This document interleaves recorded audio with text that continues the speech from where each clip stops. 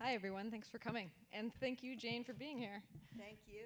So this is a wide-ranging book, and I was telling her before we came out here that there's no way we're going to be able to travel as much around the world as she does in this book, but I'm going to try. But I want to start, it's a book about nature and conservation, but it's also, one of the themes I loved about this book was it's also about wonder and amazement. And so I thought, just to put us in the mood, maybe you could tell us a story of a moment when you were out in one of these many places around the world you've been, when you felt a moment of connection or wonder. Oh, gosh. Well, the one that immediately comes to mind, and I'm going to preface this by telling you all that I'm an avid birder, and I have been for decades and decades. So my husband and I were with the great ornithologist George Archibald, who helped bring the whooping crane back from extinction and founded the International Crane Foundation. We were with George in Bhutan a few years ago to look at what was happening with the black-necked cranes. But the bird I most wanted to see when I was in Bhutan was the Manal pheasant. Now, there's a lot of Himalayan pheasants who are rather exotic. I mean, they're exotic looking in their feathers. And so our guide, he said, well, I'm not promising anything. So we saw the black-necked cranes, which were extraordinary because they're almost 5.5 feet tall. And they make this incredible journey every winter across the Himalayas in Tibet and come down in the Pobjika Valley and a few other places in Bhutan. And when they come down, they spiral down, making whistles and clangs like bells with their voices to land in the valley floor. So that was stunning as to begin with.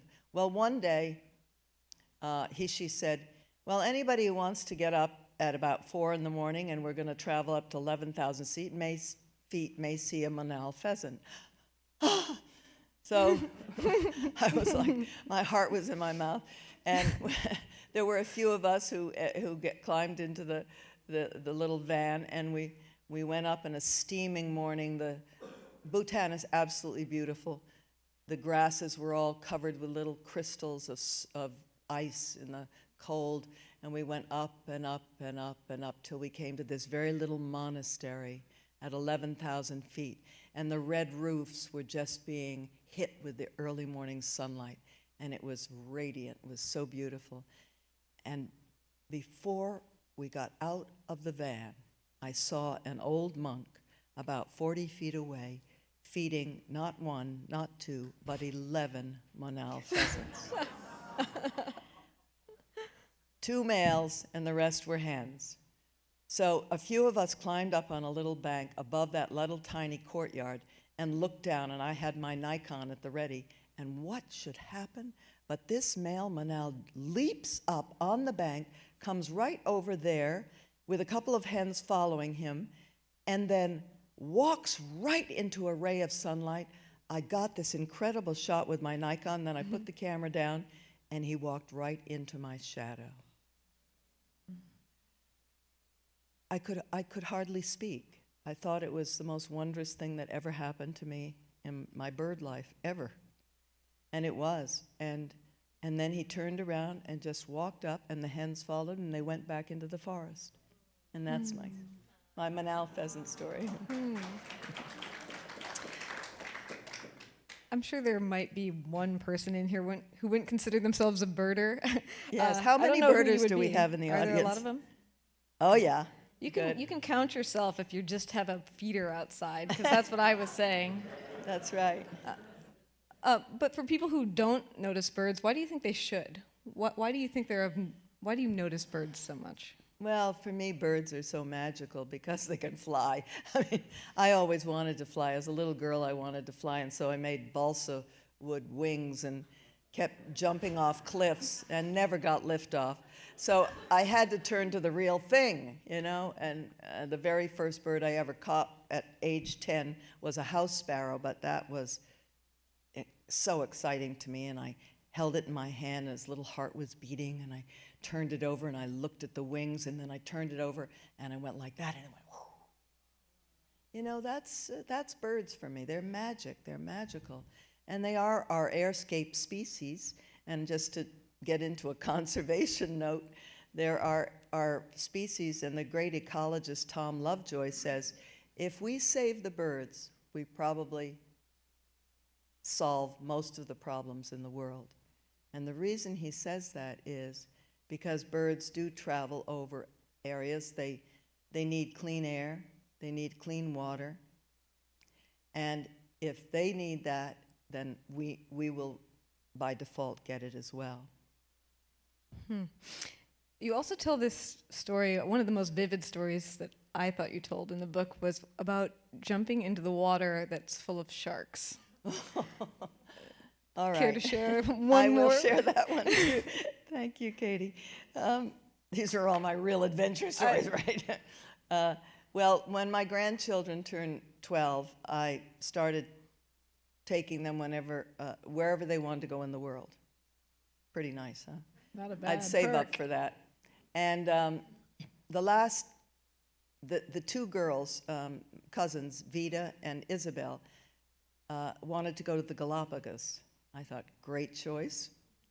And so we went there, and one day, one of the guides said, whoever wants to go swimming with sharks in the ocean is welcome. Well, I've been terrified of sharks ever since I saw Jaws. I'm sure many other people feel the same way. I mean, that scene with that woman being pulled under at night is indelible in my memory. And I was a girl who grew up in the summers in Nantucket Island, right on the ocean. And we would always swim at night before Jaws.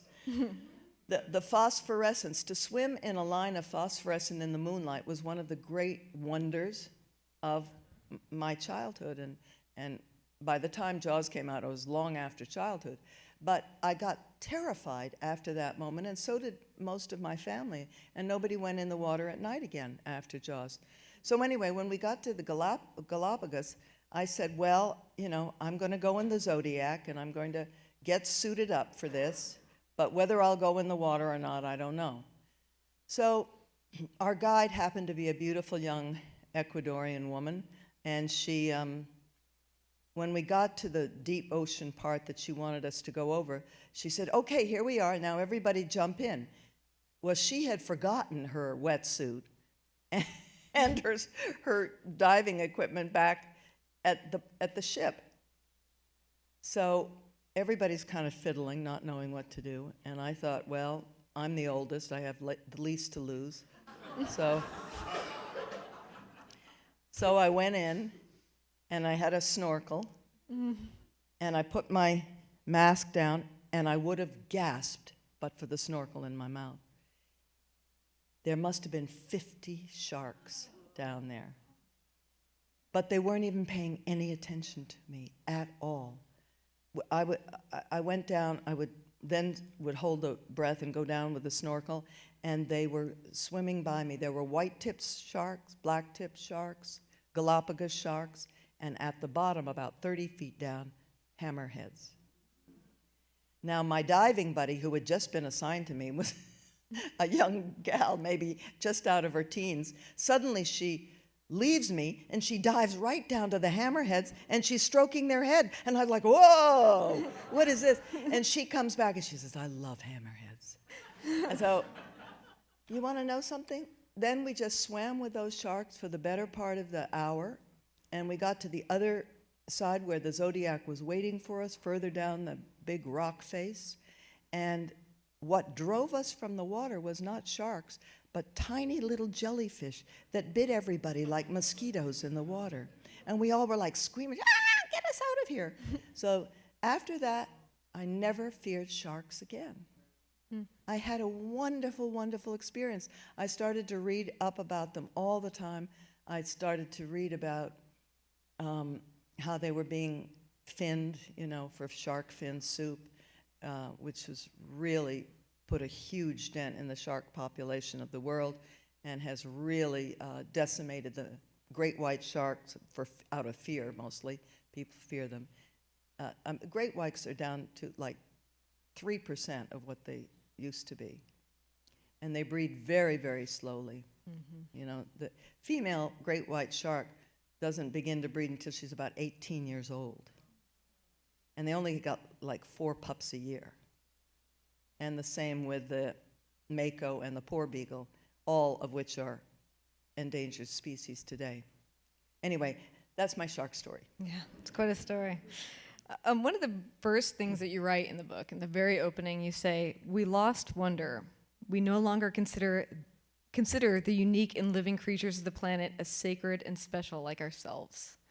When do you think we lost that?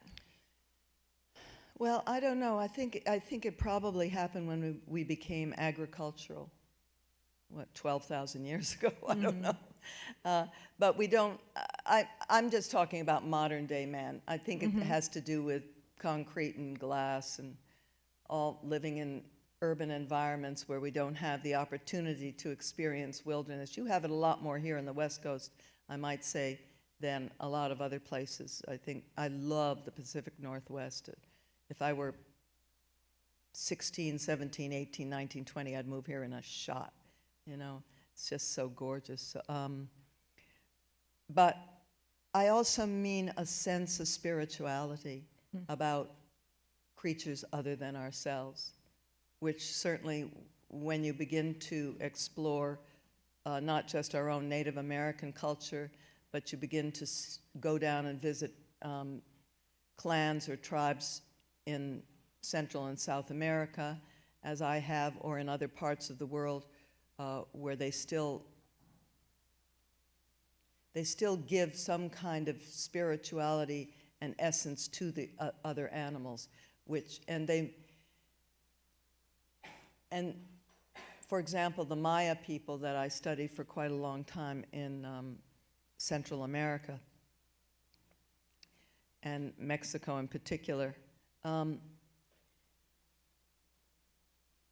the Mayan branch of life didn't have human beings at the top. It's a branch that has all kinds of animals spread out like this. And what happened with us was we put man at the top, and then we had dominance over all the creatures. And that's when I think we really began to lose that wonder that I'm talking about. You describe a moment, too, with your friend, your jaguar expert friend, Alan Rabinowitz, with kind of the spiritual connection that he felt when he was in the jungle, even to the point where he would occasionally feel like he could just hear his name, like among the creatures. Is that that kind of spiritual connection to nature, do you think, I mean, you sort of indicate in the book that without nature, it's very difficult for humans to be spiritual, to be fully spiritual human beings. Do you want to elaborate on that a little bit? Well, I think we certainly, everything in the natural world, we depend on absolutely everything, natural resources for everything in life. Clothing, food, lithium batteries, you name it. And what we need is to go back to a respect for that. Yes, do we take those things and make something else out of them? Yes, that's what the genius of Homo sapiens, modern day man, is, that we make things, and we make things in an extraordinary way, but we always make them from something that is out in the natural world. And was the first time you encountered a jaguar, would you consider that a spiritual experience? Whew. Yes, well, Alan Rabinowitz was a young man when I went down to Belize to visit him. He was tracking jaguars in Belize for the Wildlife Conservation Society, which back then was called the New York Zoological Society. And I was down there in Belize to do some research because I had written a screenplay about a woman tracking jaguars in Belize. I thought it was a great part for me. And so I went down to see this young man named field biologist who was doing that. And we got along great, and we were tracking them and marking, measuring pug marks and scrapes and all the things that you have to do as a scientist. And I never saw a jaguar the whole time. that I was in Belize with them, and Alan only saw about 5 of them. They're very elusive cats. They're very secretive. They are, of course, mostly solitary except in breeding season, and they're not aggressive to human beings or to most other creatures except as the prey that they wish to take. So I didn't see one then, and I didn't see one in any other journeys back to Mexico or to Belize or anywhere in Central or South America until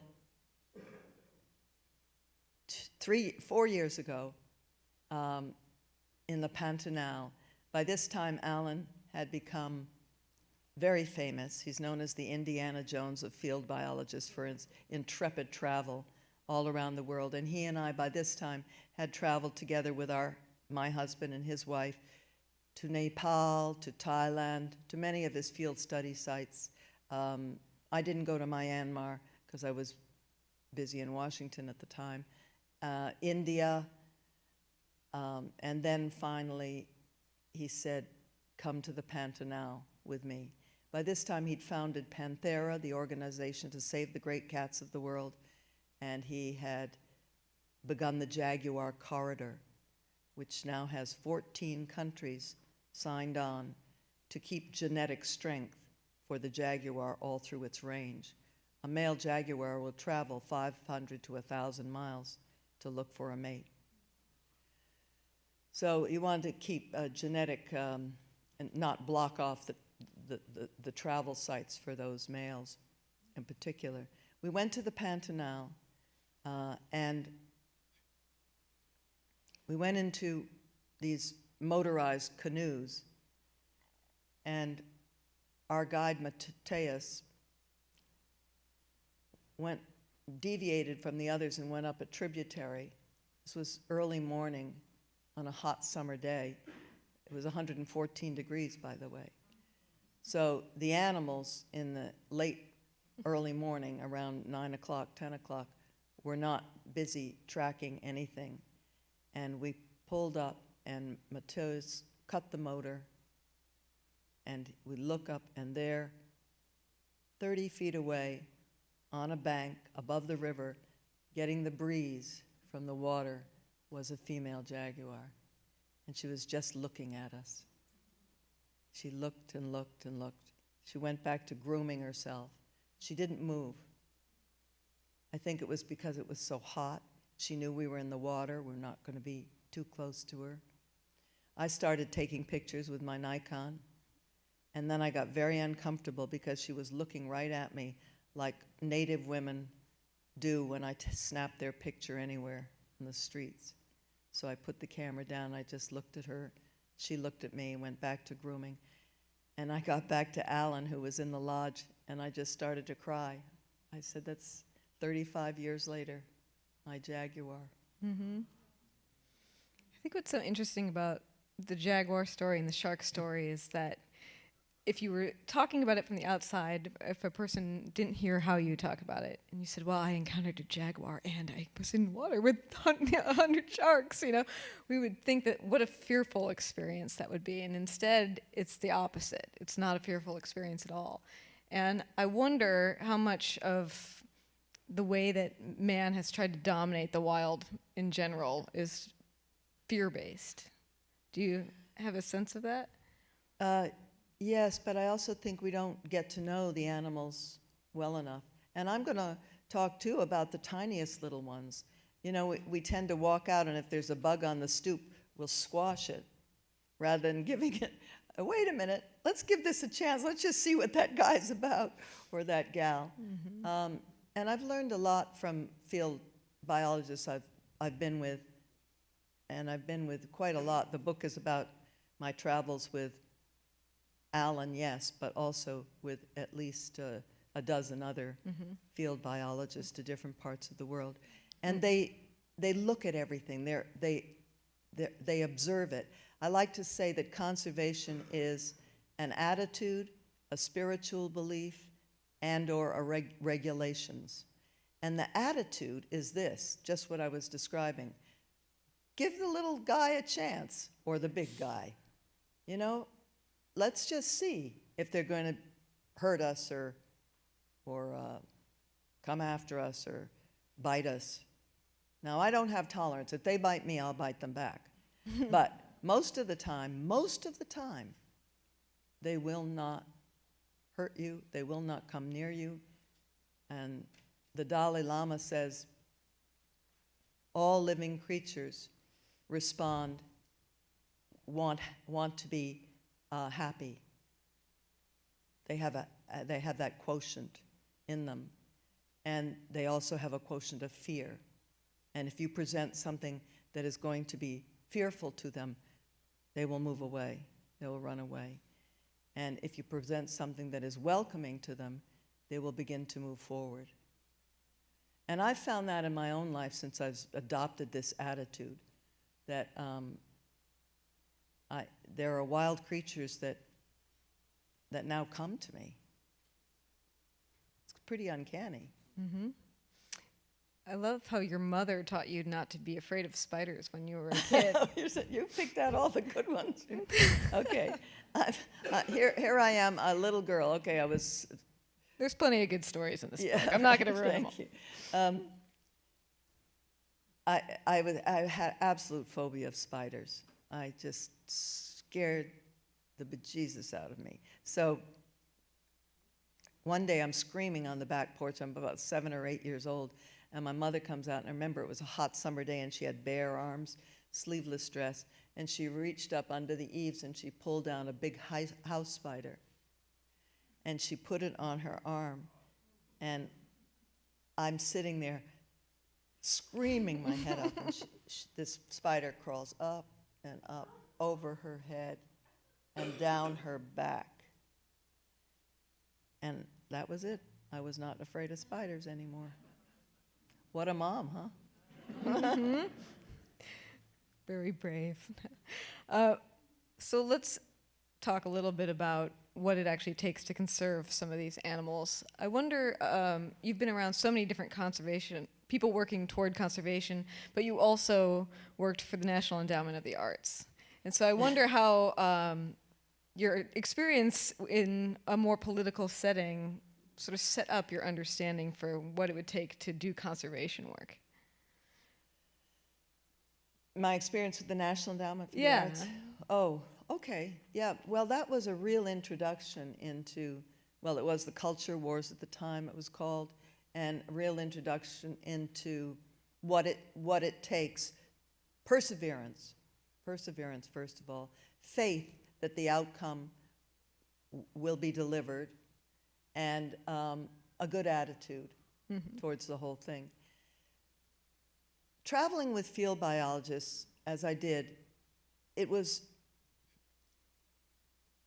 not possible not to see the dire straits that the creatures and the habitats were in. And I watched over the years as pure research science with these men and women became protecting the species over and over again. So how do you do it? They would figure out, how do you conserve this landscape, this airscape, this seascape, whatever it is, and the animal in it. And what they discovered, first of all, is you have to have the buy-in of the village. So conservation today is about community. Wherever the habitat is that you want to save, you have to have the people who live in and around that area, maybe hunting them, maybe trading them for body parts and so on. You have to begin to talk to them about that and find ways to make a trade with them to protect that species. For example, Lisa Dabeck, I traveled with in Papua New Guinea. Lisa is a gal who studies the Machis tree kangaroo. And the tree kangaroo is a perfectly wonderful creature that lives in only a few places in Papua New Guinea and some of the other islands around there. And it's about this big. It looks like a big Paddington teddy bear. It's just so, and it's as gentle as a teddy bear. It's just, except it has big, long claws because it climbs up to almost the canopy of the trees in the high altitude of Papua New Guinea, and it eats orchids. That's sweet. So you see this adorable furry thing munching on beautiful orchids, and you're like, oh my God.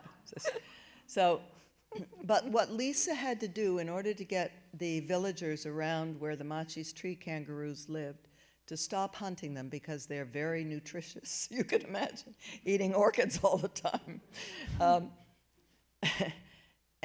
What she had to do was begin to work with the entire village, and that involved not just education about the beautiful kangaroo in their area, but also bring in healthcare systems for them, bring in more teachers, help them with clothing, help them with everything, their needs, recognize their needs. And yes, if they needed to hunt the Machi's tree kangaroo for nutrition, then give them a chance to do that in season, but put away a protected area where they were not allowed, so that the kangaroo had its own area. And by default, as the largest mammal in that area, the wallabies probably are a little bit bigger, but the tree kangaroo then by default is protecting all the other species that live in that area. So that's the way you do conservation today. And Lisa goes back 2 or 3 times a year to meet with the villagers, and I was lucky enough to be there one time when she hadn't been there for 6 months, and the plane put down, and you never saw such people who loved anybody more than they loved Lisa. When she got off that plane, they were just embracing her, the little kids around her legs, kissing her, and it was very heartwarming. And I should mention that Lisa's from Seattle. Yes, exactly. Woodland Park Zoo. She works at the Woodland Park Zoo. And you can see, what am I doing? I know, there you have that tree kangaroo right in your zoo here. Yep. And that's how she discovered it, right here. It's one of the big conservation projects of our zoo, actually. Yeah. Is that project, yeah. And then, but would you say, I guess a follow-up question I want to ask about that, which you sort of touched on, is the question of poverty.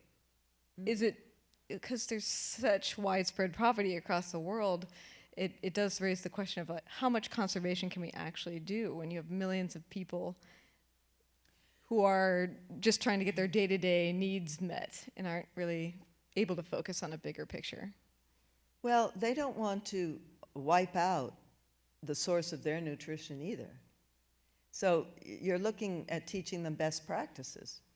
It's the same that happened with fishing villages. If you keep dynamiting the fish out of the water, you're not going to have any fish after a while.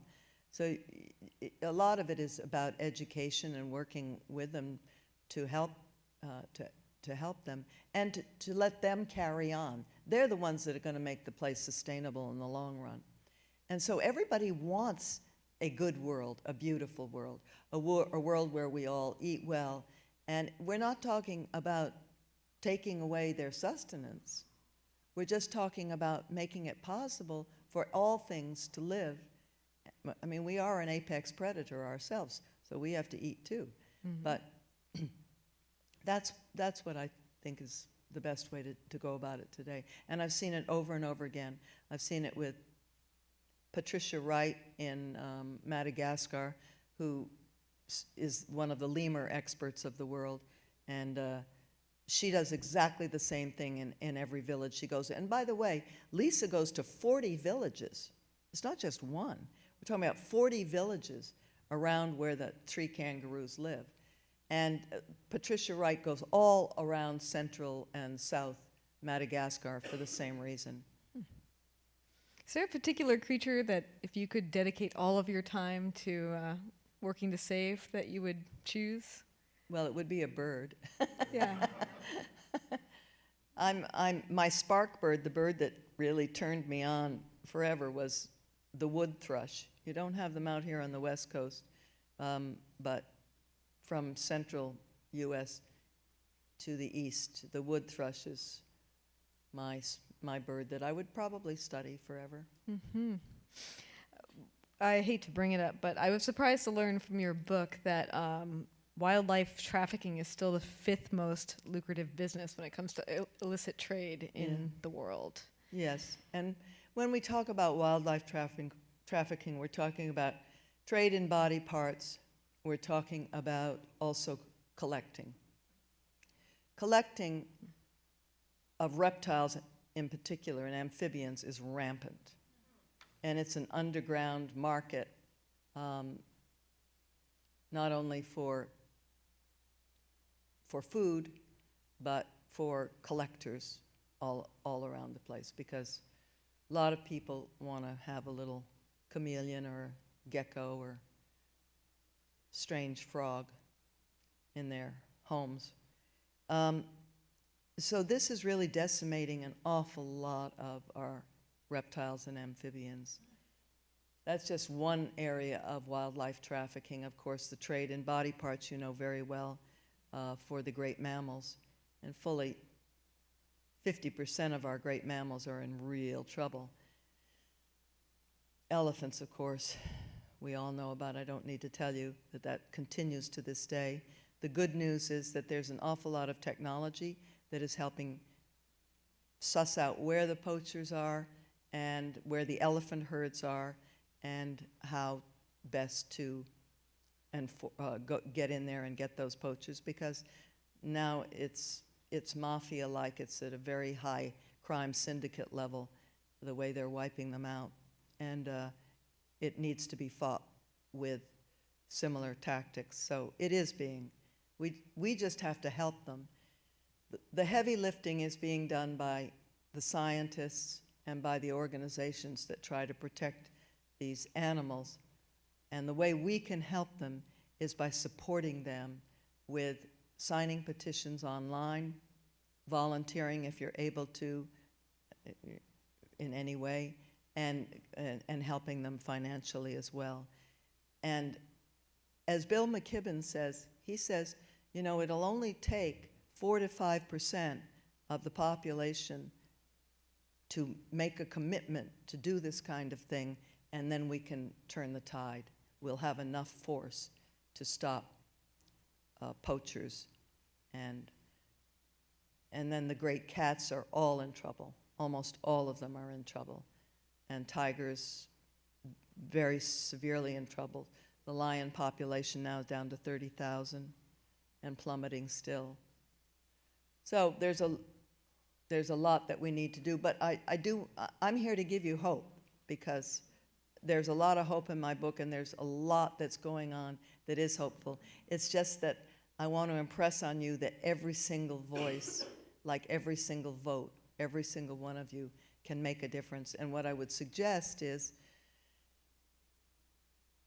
pick an animal that you really love and spark to, or have some affinity for, and find an organization that is working to protect that animal, and join that organization and work to save that one animal. I actually subscribe to 25 different organizations, but I have a very far-ranging interest in a lot of different species. I do have an appendix in my book, by the way, that's 4 pages long, of organizations that I personally vouch for. If you're interested in ever looking at that appendix, you might see, and I put the mission statements in for these organizations just to see. You can read what they're about. You can look them up online then, and you can find out if it's something that would be of interest to you. There was a little boy in one audience that I was in, and he said, "I like the two-toed sloth." I said, well, guess what? There's an organization in Costa Rica that is protecting the two-toed sloth, and he's a very happy fellow now, this boy. Anyway, this is the kind of thing I think we do. If we get enough people signing those petitions, they really, really make a difference. There are laws being written right now because so many people are petitioning that they be enforced. And this is one of the exciting things about technology today. And you're right in the midst of it here. It's very great what's happening. What has it done to how we feel about the natural world to have so much of the virtual world with us all the time, like looking at things through screens? Well, thanks for asking that, Katie. Well, you know what it's done. All of us are sitting there in front of our screens a lot, not the least of which the little kids. And it's very, very important, I feel. You may all be acquainted with Richard Love's book, Last Child in the Woods, and he talks about nature deficit disorder that is visited on children today because so few of them want to go outside. They really prefer the virtual reality. do love the games. We all love them. But if we're going to save the natural world, and we're saving the natural world for us, we're saving it for us as much as any other animal on Earth. Because when the natural world is healthy, then we're going to be healthy. So we have to get our young people more interested in it, and we have to begin to mentor them and take them outside and really, join an Audubon chapter. That's what I tell people, but I'm a birder. So you can join an Audubon chapter, and there's all kinds of programs for kids and families and walks and hikes and stuff. Or just take them outside and just introduce them and get them interested in wonder and tell them they have to leave their devices at home or in the car, for sure, because they can't do both. I think one of the best illustrations that you gave in the book was the difference between looking at the Serengeti on television and then arriving there. Yes. Well, for me, no. When I first went to Africa, I was with the Wildlife Conservation Society. I was a trustee at the time. This was back in the 90s, early 90s. And there were a number of us who took a trip over there as a 100th anniversary of the New York Zoological Society, Wildlife Conservation Society. And we came in through a cloud cover in a small single-engine plane, and we put down in this area. We broke through the cloud cover, and then we were right on the plains of the Serengeti. And I got out, and I could see nothing but animals, 360 degrees. 360 degrees. Giraffes browsing on acacia, elephants walking in the background to mud holes, hyenas, cheetahs chasing zebra. It was wondrous, astounding. And then it clicked on me. I said, oh my God, I had been looking at this all my life. Photographs, books, television, movies. My view of the world was only that much. It wasn't that much. Now, the Serengeti is very special because it is a plain that goes on forever. That's what it means in Swahili, I think. Serengeti means the land that goes on forever. And you can see forever. It's one of the few places on Earth. There's a lot of deserts too, but this one has abundant animals, and it still does, although they are declining because the population of Africa is growing so fast that they estimate by 2100, they estimate that 1 out of every 2 children in the world will be African. And this is putting enormous, enormous pressure on the megafauna of Africa today. You probably all know this, but the agricultural development is extant, and China has moved in and is making huge palm oil plantations and everything, and this is really putting pressure on the wildlife. So I think the Serengeti, being a giant park, a lot of it will be still saved, and the animals will still be there. But it's extraordinary. The Pantanal is the other one that I mentioned earlier. The Pantanal is also an extraordinary area. It is also a kind of plain and wetland as well, and so that you can often see forever there as well. The Pantanal in Brazil. Mm-hmm. I'm going to take your questions in just a minute, but I do want to get into this sort of larger question or this larger idea that you get into, which is extinction inevitable for all of us? Yes, of course it is. Of course it is. You know, we're considered one of the great mammals. We are one of the great mammals. We are the great mammal, right? But the large mammals of the world are the shortest lived, whatever. We won't be around for more than 500,000 years. So that's a good long time. We can get a lot done. And I do, one of the wondrous things that I discovered, one more story and then we'll turn it over to you, and I have it near the end of my book, is I live in Nova Scotia, and about 2 years ago, suddenly, wave upon wave of tiny little glass marbles was rolling up onto the beaches for a mile around, we found out later.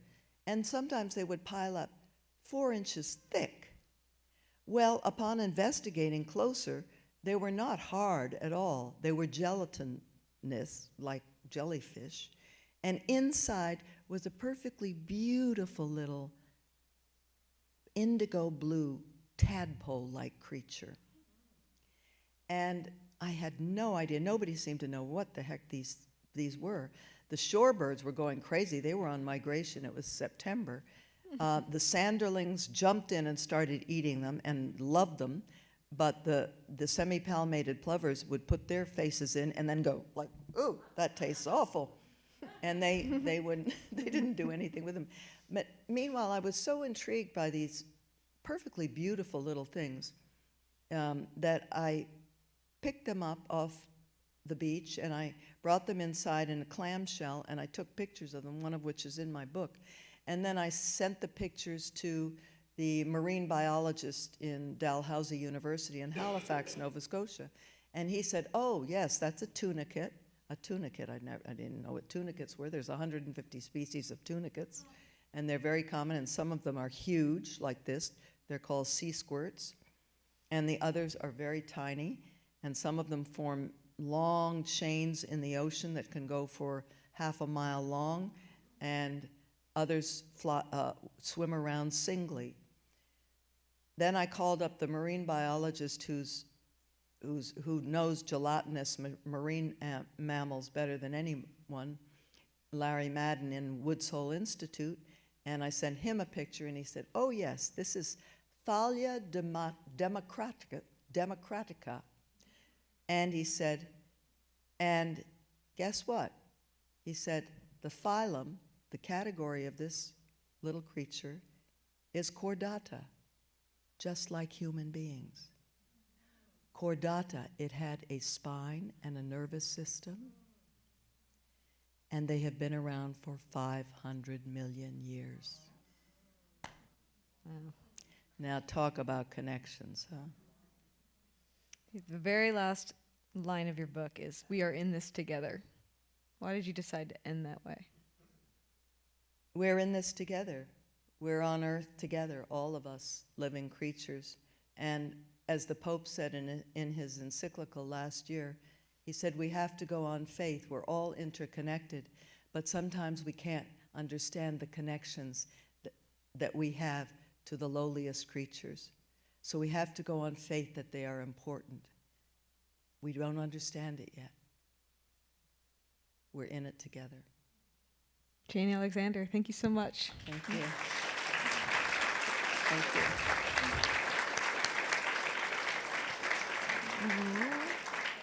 Take your questions. I do. So I very saw tall. on Facebook a while back that there's some place where they're painting the tusks of elephants pink because it doesn't hurt the elephant, but it, of course, makes them unusable for the poachers.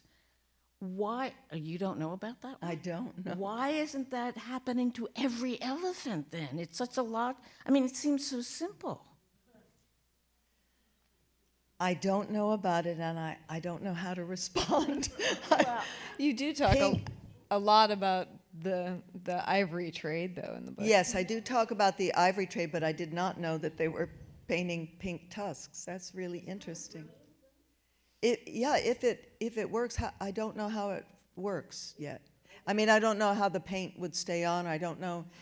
Why can't you scrape the paint off and get the ivory underneath? And it's a dye. Oh, the dye is absorbed? Ah, very interesting. Well, rhinoceros is different from ivory. Rhinoceros is a keratin that is more like our fingernails. Ivory's a little bit different. I'm fascinated. Thank you for bringing it up. And Maybe then we'll count let's on all you. come back here next week and Yeah. we'll talk about it. We'll count on you to find out about it and come back and tell us about it. I know they are cutting the tusks off to save them. So. This dye. And it doesn't hurt the elephant. I think wonderful. But why pink? All right. All right, how about over here? Hi. I haven't read your book yet, unfortunately, but It's you had okay. mentioned- Nobody has. It's just It's out only new. been out a couple of weeks. Yeah. In the beginning, you had mentioned about the lack of sense of wonder, which I find unfortunate because my approach in life, even if it comes, you had mentioned, to the lowly spider or slugs or snails that are in high quantity around here, my approach is there's a sense of wonder and empathy. So I wonder, teaching children about empathy and how to empathize as if you were the slug or the snail on the sidewalk, and instead of accidentally stepping on the snail or the slug, walking around the slug and, as you put it, giving them the chance. Is that maybe an approach? I think that's a lovely approach. yeah, Empathy, yes. Towards like conservation, instead of looking towards not just the need to feed your child or yourself and to, in terms of nutrition, but also the empathetic side of, instead of approaching it from that standpoint. Have you found any, opportunity to teach the side of empathy, and have you had any success in that? Well, I love that you used the word empathy. I haven't used it, but I certainly subscribe to it, and I think it's a great idea. I certainly try to teach any children that I come with to give the little ones a chance. So I think it's a great idea, empathy. It's interesting, actually. I was just recently interviewing a wildlife photographer, and he was saying that he strongly believed that the pictures that he used, he would often choose because humans could personify their own emotions into whatever the owl was looking like, or Yeah. things like that. Where does personification fit into the in your opinion, us sort of trying to interpret how an animal might feel? Well, you're going to have a wonderful, wonderful biologist here, a marine biologist. Carl Safina's coming. Yeah, in November 1st. November 1st. Don't miss it. Carl is one of our top nature writers, and his latest book, he took a big leap forward for a scientist. It's called Beyond Words, and it's about elephants, wolves, and dolphins. And he talks about empathy, talks about their emotional life and their personalities. This is a huge leap for science to move from that. You may remember when Jane Goodall, some of you who are around my age or less, a little, when Jane Goodall in the 70s began to name the chimps, the science world repudiated her. Oh my gosh, what was she doing? You can't do that. You have to keep them as objectified, or you can't study them properly. Well, Jane proved them wrong.